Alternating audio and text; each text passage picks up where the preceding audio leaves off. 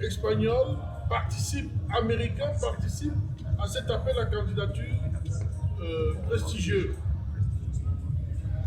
Et le résultat est donné. Et c'est un artiste camerounais qui a été choisi pour habiller.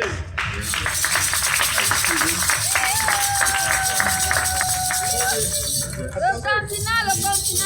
Oui, c'est le continent, mais vous allez voir. Et après, je vais en venir.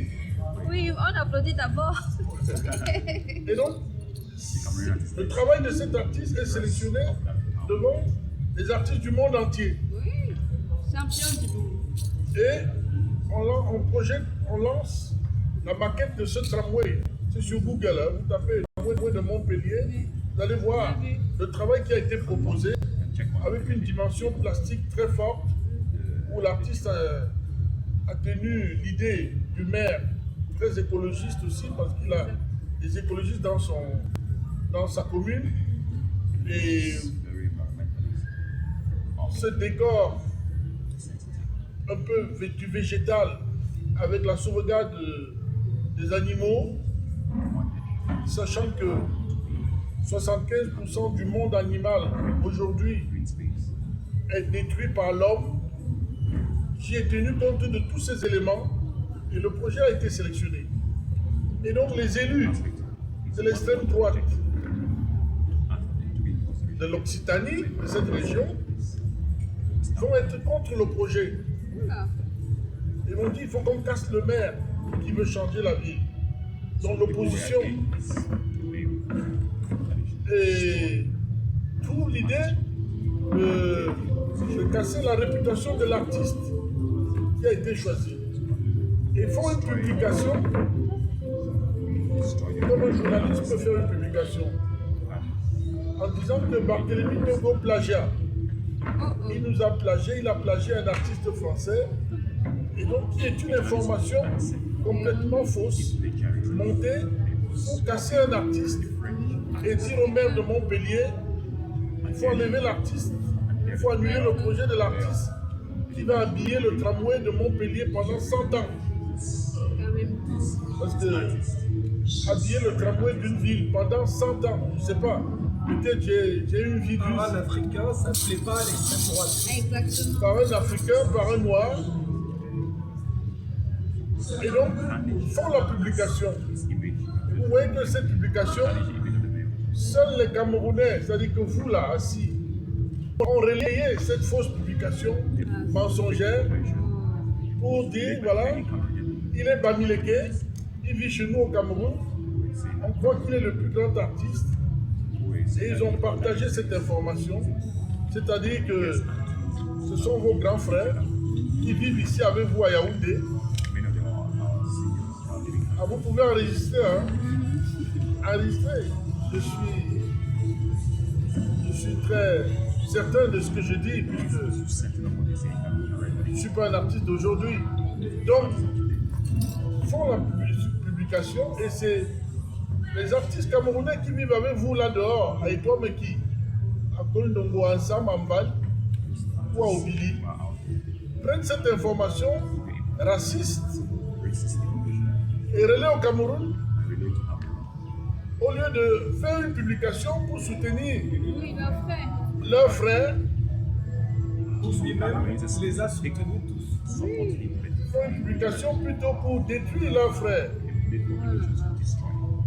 Et voilà, le Cameroun est célèbre dans cette démarche. Donc vous qui êtes journaliste, qu'est-ce qu'il faut faire? Moi, je ne suis pas enseignant à l'école de journalisme. Mais heureusement, cet artiste, il vit encore. Je suis né à Métète. Métète, c'est à côté de Mbalmayo, là. Je suis de Mbalmayo, de Ngalan. J'ai grandi à Dragage, à Yaoundé. J'ai été au CESDDA, collège d'enseignement secondaire, puis au lycée de Saint-Mélima. On va sur Facebook, on trouve au moins 6 pages de Barthélemy Togo. C'est moi qui fais mes publications. Vous ne me demandez pas, vous ne m'écrivez pas, je suis vivant, que M. Togo, de quoi il s'agit? Plutôt vos grands frères écrivent, voilà, vous n'en parlez pas beaucoup au Cameroun. Il faut qu'on casse le monument. Vous imaginez? quelqu'un qui a eu un parcours de 40 ans. Je suis dans la collection du MoMA. À New York. Je suis entré au Louvre. Le Louvre, c'est le plus grand musée de la planète. Actuellement, j'ai une exposition à la Bibliothèque nationale de France. Pour entrer à la Bibliothèque nationale de France et exposer, c'est pas parce qu'on est petit copain de la directrice, c'est pas parce qu'on est homo, c'est pas parce qu'on est lesbienne. C'est complètement faux. C'est le travail. C'est le travail.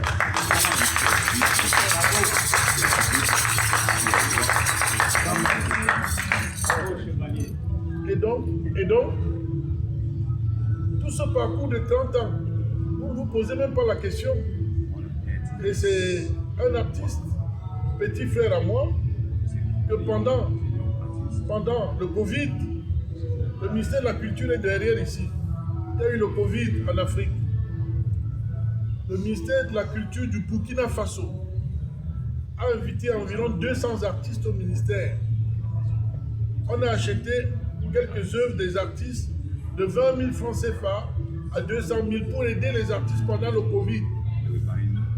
Et un ami à moi, Antoine de Galbert, à Paris, m'a appelé, il m'a dit: Barthélemy, tu es au Cameroun, tu as un centre d'art à Banjul. Comment les artistes camerounais font? Ils sont oubliés, ils sont abandonnés. Il a dit: bon Barthélemy, je vais te donner une somme. Tu vas distribuer à 4 artistes camerounais pour les aider pendant le Covid. J'ai dit à Antoine de Galbert, collectionneur: oui, je vais le faire. Il m'a envoyé les 100 francs. J'ai divisé les 100 francs par 21. J'ai fait un sac de remoulage dans lequel il y avait 5 kilos de riz, 5 kilos de lait, 5 litres d'huile, 5 kilos d'oignons, 5 kilos de pâtes. J'ai fait 21 sacs. J'ai écrit le nom des artistes camerounais. Et dans ces sacs, il y avait le gel, il y avait le masque. Tout, et j'ai distribué à 21 artistes camerounais. Est-ce que je suis ministre de la Culture du Cameroun? Non.